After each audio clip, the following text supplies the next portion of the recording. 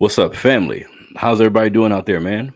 My melanated family. What's up with everybody? So check it out. I seen a audio. It's not a video. It's actually audio. I heard audio of a not really a debate, but more of a conversation between the homeboy Tariq Nashed. Shout out to the brother Tariq Nashed. If any of you do not know who Tariq Nashed is, he's a film producer. He has made the movie, the documentary rather, Hidden Colors. Several it's 1 through 5, some other history-based documentaries as well. Really good movies. He's a radio host, has a podcast as well. Really outspoken brother. Similar to the brother Dr. Umar Johnson, who I spoke about a few weeks ago. Really polarizing figures in the black community, to say the least. To a degree, it's almost like either you love them or you hate them type of shit. But I rock with both of those brothers. Anyways, he had a pseudo debate with a Caucasian man who, let me give you the scenario, family. The Caucasian man has a 5-year-old stepson who's black because his wife had a baby with a black man at one point in time. So the conversation is based upon the white gentleman doesn't really think racism exists in today's society and doesn't plan on teaching the 5-year-old black boy about racism. Um, and that's something that we're going to talk about today. Also, he feels that black people are victims for, calling it out or whatever the case may be. So we're going to listen to the audio. I'll give my commentary here and there. I think this is important, family, because even some black people treat our system this way, as far as looking at the things that happen to us and don't necessarily label it as being racism, or feel if you do say it's racism and teach this to your children in a particular way, then you're teaching hate. You know what I mean? And some black folks just scared too on some real shit. That's my opinion. But in reality, there is a system that has been set up to deprive us of resources, has been set up to put us in a particular position in this country. You should know about this, not to put yourself in a position where you overreact and you think every person that's white is racist. Like those are extremes. That's not what we're talking about. It's more or less a system. So I wanted you guys to hear some of this audio because this is dangerous rhetoric. Even though I don't think this gentleman is being malicious, I don't even think he's a racist. I just think he has blind spots, and that can potentially lead to something negative happening. That can, you know what I mean? That could be dangerous as well. So I'm gonna play some of the audio. In between the audio, I am gonna give a little bit of my commentary. Family, let's have a conversation. Let's go. Said pretty much all the time, beside every other weekend. What do you? How do you teach this black child about systematic white supremacy? Because he's obviously growing up in a conservative household. So my thing is, I can teach my kid that racism did exist. I'm not racist. See how he said did. A lot of people that aren't racist personally, people might tell you that you're racist. White people are racist, or this person's going to be racist to you, or this or that. But what really defines you is how you define yourself and how you move forward throughout life. Real quick, family, that's dangerous to teach a black child that all you have to do is pretty much pick yourself up by your bootstraps, do good in school, get a good job. In the ills of this society, the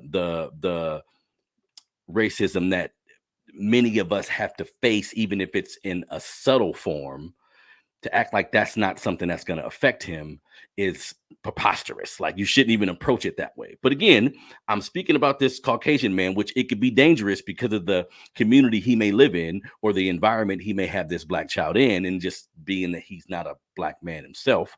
But I know black parents who have this same type of ideology, which is dangerous, family. Let's go. Life, you can't be a victim your entire life. There's that victim word. That racism doesn't exist, and racism was a thing. No. Racism does exist, but I'm saying not everything is racist. That's true. The problem I have with the Black Lives Matter movement, which, I agree, Black Lives Matter, police brutality, that's a whole nother subject that we can go on. But pretty much how I feel about it is, a lot of people nowadays are told to think something just because they want to go along with the mainstream. And that's with Twitter, Facebook, Instagram, everybody's told what to think, and nobody really wants to think individually. Okay. And I feel like that's a big part of our problem. Just real quick, family. It sounds like he's saying people are being told, or we are being told, that racism is something that's taking place in today's society. Family, there's no way to ignore. You would have to be damn near hiding under a rock to not realize exactly what's going on today. When we look at how police treat us, when we look at how our schools are underfunded, like I did a video a few days ago about why hip hop artists kill each other. And, I kind of went into the history of redlining and Jim Crow and all these different things. Family, we're still struggling with the after effect of all of these programs that was instituted by the government. You see what I'm saying? So, yeah, you can strive to be the best that you can and move forward in this world and be positive and achieve things. But to act like at any moment you can't be victimized, that's that's being irresponsible, like I said earlier. You know what I mean? And this isn't wearing it on your sleeve or approaching the world with a chip on your shoulder, as in somebody white is going to harm you, so you should harm them. Like, we're not speaking about being violent towards anybody or anything, but being aware is necessary. You feel me? Let's go. Is because people will hear something and hear what somebody else has to say before they even are able to gather their own thoughts. Or maybe they've experienced something. Don't you believe that people experience systematic white supremacy? Yes, at a certain level, yes, but I also feel like everybody is given the same opportunity in life, and Okay. it's really So see, that's dangerous. That's dangerous rhetoric coming from a black father, or I'm sorry, a white father or a black father. Yes, generally speaking, we can definitely go to the same college with someone white for the most part. We can shop at the same store, right? There's certain things we can do that is almost identical to the white population, but you have to account for how the mortgage lending industry works and how loans are handed out, like how we look and everything we've been through. That kind of affects how the world treats us to a degree, even still to today. You know what I mean?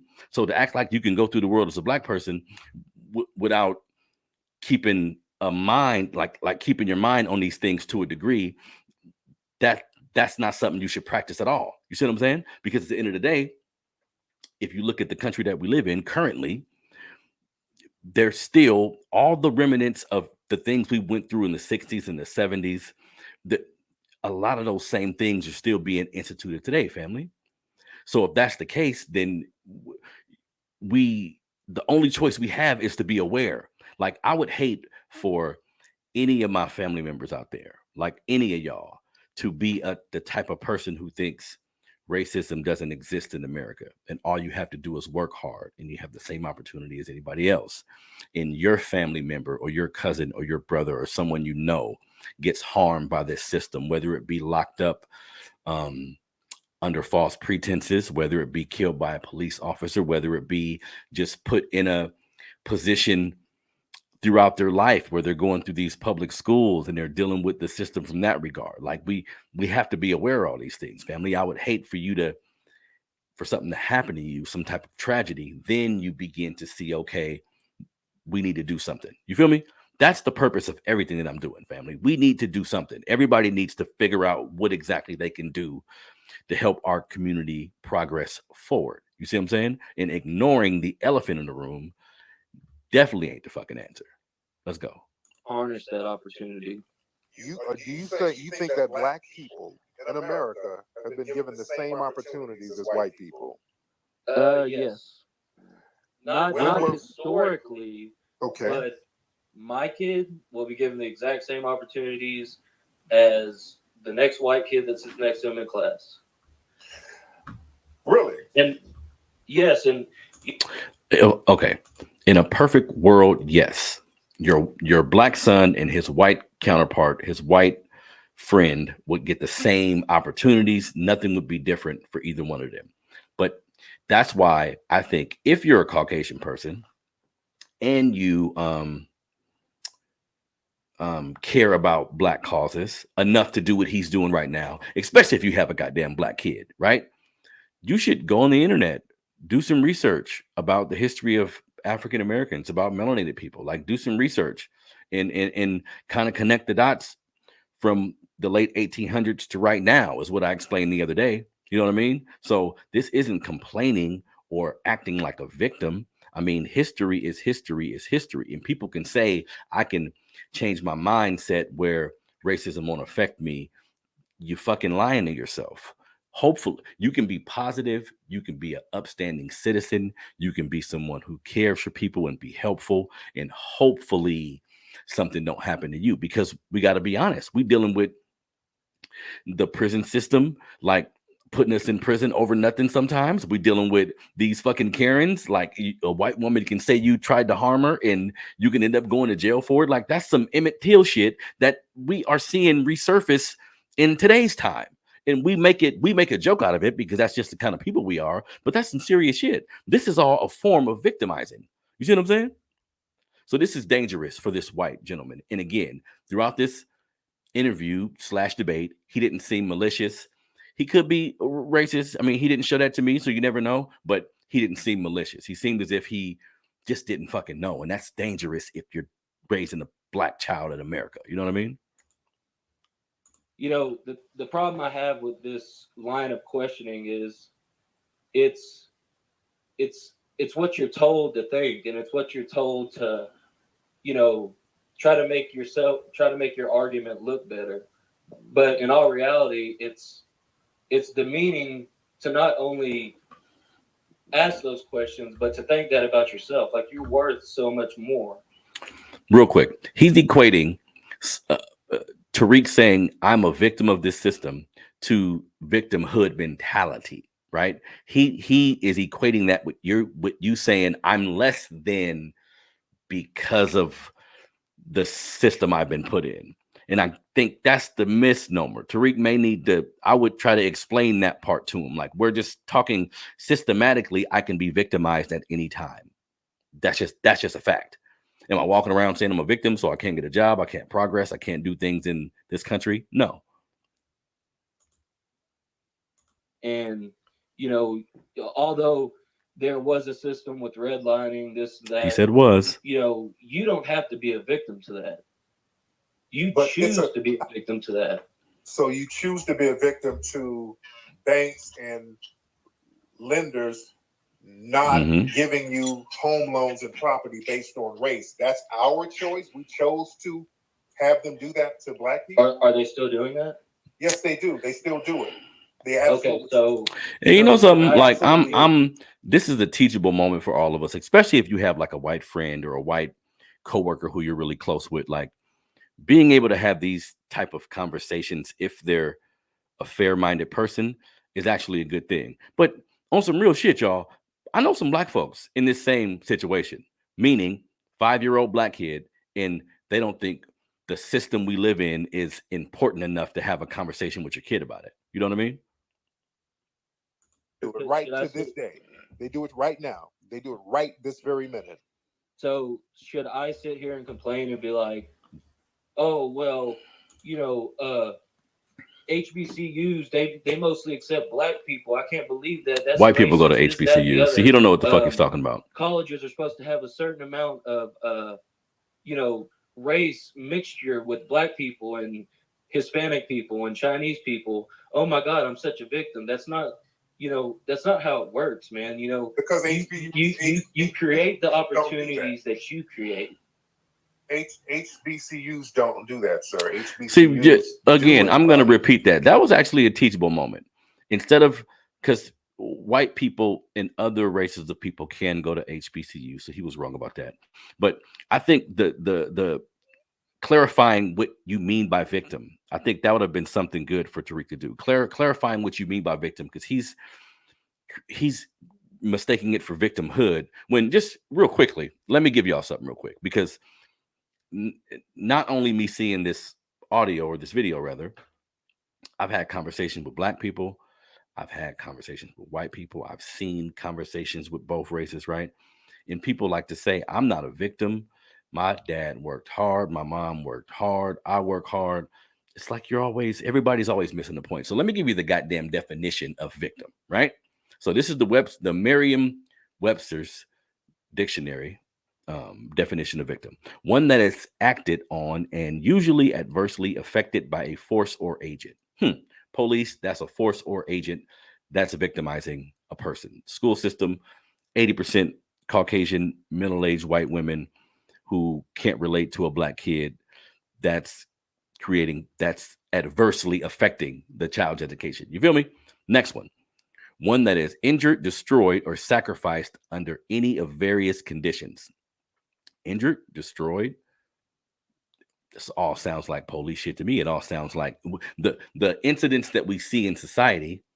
Don't it match these definitions? Now, the last one's gonna hit you, right? This is the this is the last definition. Well, second to the last definition for victim in the Merriam-Webster's dictionary. One that is subjugated to oppression, hardship, or mistreatment.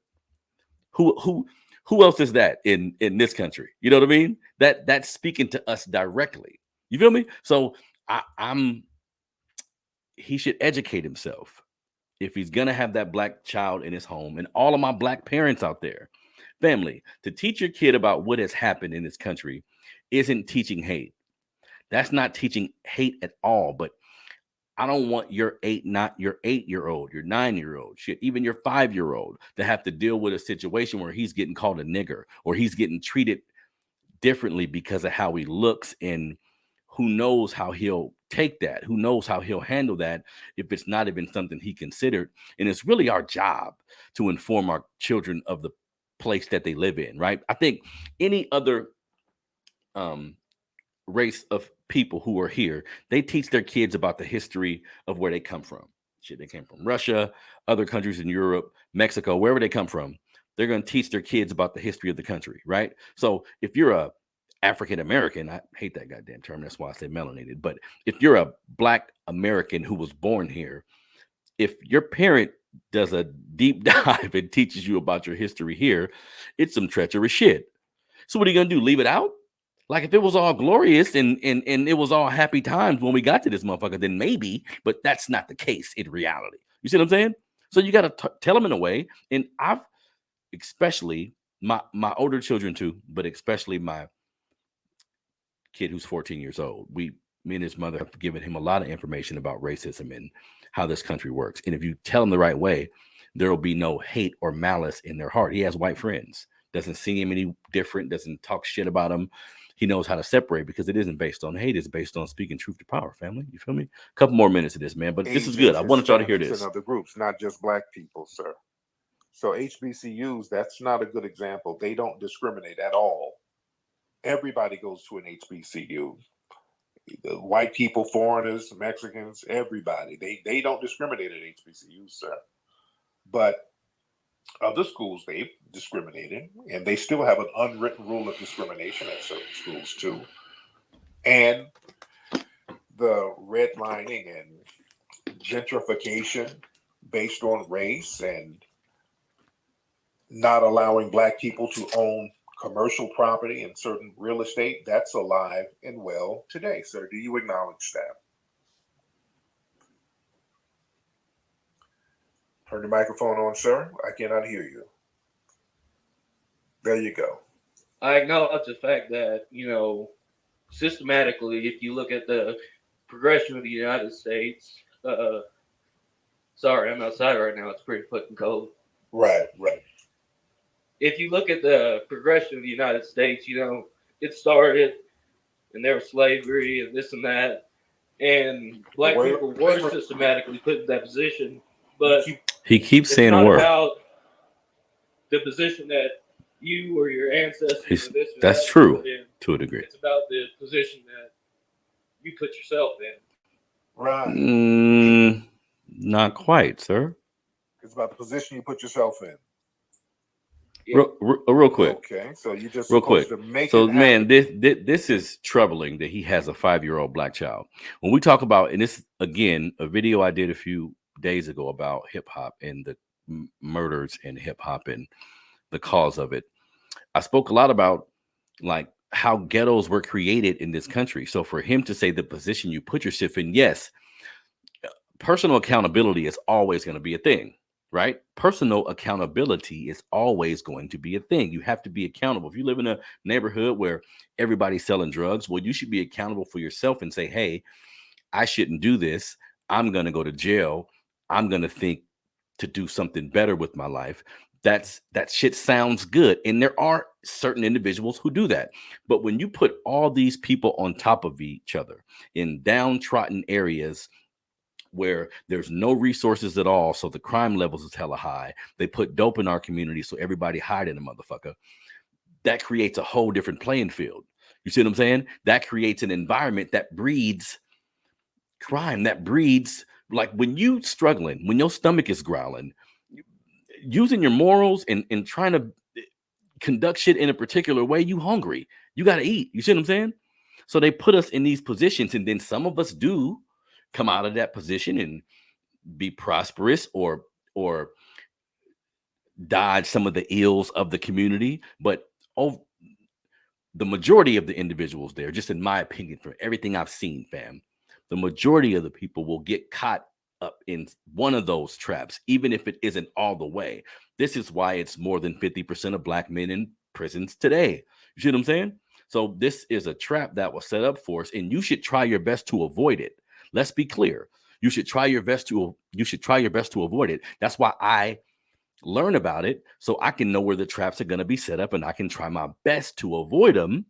But even in doing that, you can still get caught up in something. You see what I'm saying? You can still get mistaken for somebody. You can still get pulled out of your car by the cops. Like, I'm not going to act like that can't be a reality in America. I don't care if it was just 5 black men in this country who was killed by unarmed cops, even though we know it was more. I don't care what the number is. It really shouldn't happen. And he was speaking earlier about how the media glorifies things, and this is true. But I promise you, if there was a white version of Tamir Rice in this country, there's no way you wouldn't know about it, because some people will say that the media is propagating racialized incidents to rile up the black community. I understand propaganda, but I understand reality too. If somebody got killed by a cop, they got killed by a cop. I don't give a fuck what Fox say. I don't give a fuck what CNN say. I'm not looking at them or listening to them. What happens is what happens. You know what I mean? So we got to be realistic about this thing, man. And you know, in our babies is the future of this country, family. That's why I do everything I do. That's why you need to have that tough conversation. Educate yourself on the particular situations that took place to land us where we are today. Go on my YouTube page. Look at the video I did about hip hop and gangster rap, where I break down how ghettos were created. Now you should try to navigate out of these situations and don't use it as an excuse for you not to flourish in your life, but don't ignore how things were created, man. You know what I mean? And you stick your chest out and you say, hey, I'm going to make this happen regardless of the oppression and the hardships, right? Isn't that what I do? Huh? Did you say That- you were Mexican? Yeah. Why'd your family flee Mexico? This nigga Tariq. Not too sure. As I said, I didn't grow up with my dad. Okay. Because, yeah, you over here, you're Mexican. That means somebody didn't stand up to the hardships over there. They buckled and they left. They just bounced. So that's not standing up. Real talk. I don't have anything against our Mexican brothers and sisters. But if you're someone of Mexican descent and you preach to us, hey, I know you had it hard here. Pick yourself up by your bootstraps. Ignore what happened in the past. Move forward. Do good for yourself. That's difficult to take from you if you are someone who was in a country that was riddled by violence, riddled by poverty, riddled by a lack of resources, and you didn't pick yourself up by your bootstraps. You came here, which I'm not knocking you, but you can't tell someone how to handle their hardships or how to stand tall in their hardships when you had a similar situation. Some of you had a similar situation and you chose to find greener pastures. You feel me? Which is something we really couldn't do. Like, where the fuck we gonna go? And working hard, that's just fleeing. You threw in the towel and left. And they came over here and had anchor babies. Oh, come on, Tariq. So that's not a positive option in order to build your society, sir. You feel what I'm saying? This is why it seems a little contradictory, where you're giving this advice on how to just stick it out and there's opportunity and you make it and don't be a victim. And your dad was a victim and got the hell on out of there, where he was victimized and came somewhere where black people built up a nation where he can thrive and have anchor babies and they can thrive. You understand? But as I said, does that mean that I'm a victim? Well, shit, you came over here and you're eating off foundation of Black Americans. You're eating off the legacy of Black people who built this nation, did not get compensated, and we still face anti-Black racism and white supremacy. So how are you at liberty to say we should not be a victim? And we've been victimized. And you've eaten off of our victimization, sir. You personally, as a Mexican man. So are you saying that you're currently a victim? Right this very minute at 12:01 midnight, I'm a victim of white supremacy, because systematic white supremacy still, not in the past, right this very minute, dominates. Okay, so here's the thing, family. I wanted y'all to hear that, just a little bit of that dialogue. That's for all my Black family out there, just looking at the dangers of just, because even if this white father had a white kid, I mean, just a parent thinking this way about the system that we live in can possibly be dangerous. You know what I mean? But the fact that he had a Black kid, that makes it even worse. And I would also say, if you have Caucasian people around you that are fair-minded and are honestly trying to get an understanding of the system that we live in, and maybe they don't know, do everybody a service and educate them. Like, use moments to make sure they understand where you're coming from. It don't have to be like a fight, damn near. You know what I mean? Like, the goal should be to educate people and everybody begin to think a particular way. That's how you want it to be. Now, of course, if a white person is racist and they are making it obvious that's how they feel, then fuck you. Like, I don't have no sympathy for that. We can do whatever. You see what I'm saying? But if you do find a fair-minded Caucasian person who says, look, I don't understand, let's talk about it, use those moments as teachable moments. You see what I'm saying? This gentleman didn't seem malicious. He didn't seem like he was being naive too much, like purposely. You know what I mean? So we can have these conversations. We can use them as teachable moments, but we need to discuss what goes on in our system with our kids, with the children around us, and, you know, especially all my, you know, the Caucasian people out there. If you do have, if you do have an adopted Black kid or something, you have to talk about this information before it's too late, before they find themselves in a situation where, you know, it can depress them maybe, or it can put them in a state mentally where they can't handle it, or they're embarrassed, or whatever the case may be. But it's your job to teach them. You feel me? So this is your brother Harrison, man. Do me a favor, like the video, share the video. All my audio listeners, please keep subscribing, following, leave comments. Please leave comments that positively affect the algorithm. This is the Melanated Convo. I appreciate everybody for rocking with your boy. I'm out.